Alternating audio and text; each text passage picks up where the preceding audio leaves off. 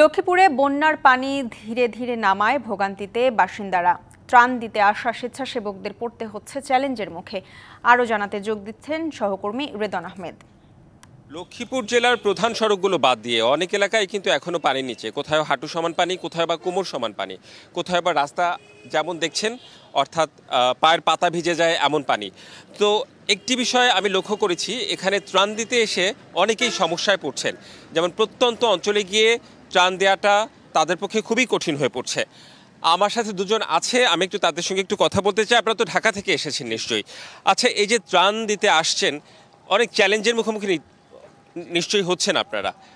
কি কি চ্যালেঞ্জ মোকাবেলা করতে হচ্ছে আপনাদের? আচ্ছা, আমরা যখন ঢাকা থেকে ত্রাণ নিয়ে এখানে আসি, আমরা প্রথমে আমাদের উদ্দেশ্য ছিল যে একেবারে প্রতিকূল এলাকা এবং যেখানে কেউ পৌঁছাতে পারে না এরকম দুর্গম এলাকায় আমরা পৌঁছাবো।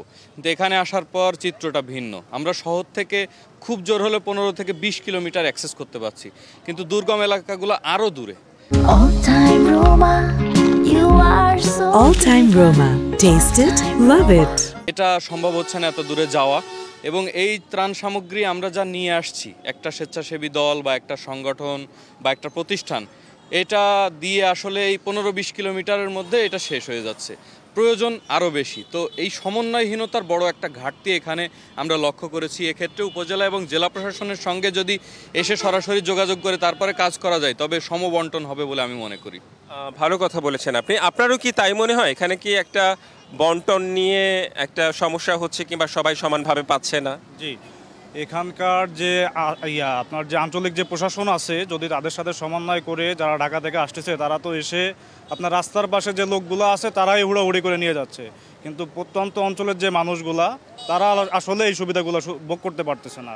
এ কারণে আমি মনে করি যে এখানের যে আঞ্চলিক যে প্রশাসন বা ইউনো থেকে শুরু করে জেলা প্রশাসকের কার্যালয় থেকে শুরু করে, তারা যদি একটা মনিটরিং সেল গঠন করে, যে তাদের সমন্বয়ে যে ত্রাণগুলো আসবে তাদের কাছে আসবে, তারা প্রত্যন্ত অঞ্চলে গিয়ে সবার হাতে হাতে পৌঁছে দেবে, তাহলে আমার কাছে এটা মনে হয় যে খুবই ভালো হবে এবং প্রত্যেকটা মানুষ উপকারে আসবে এই ত্রাণগুলো তাদের কাছে।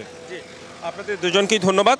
কথা বলছিলাম, ঢাকা থেকে দুজন এসেছিলেন, স্বেচ্ছাসেবক বলা যায় এই মুহূর্তে, কারণ তারা যারা হচ্ছে বন্যা দুর্গত তাদের ত্রাণ দিতে এসেছেন, এবং ত্রাণ দিতে এসে যেসব চ্যালেঞ্জের মুখে পড়েছেন সেই অভিজ্ঞতাগুলো বললো, এবং কি করা উচিত, আরও কি করলে ভালো হয় সেই সম্পর্কেও তাদের অভিজ্ঞতা জানালো।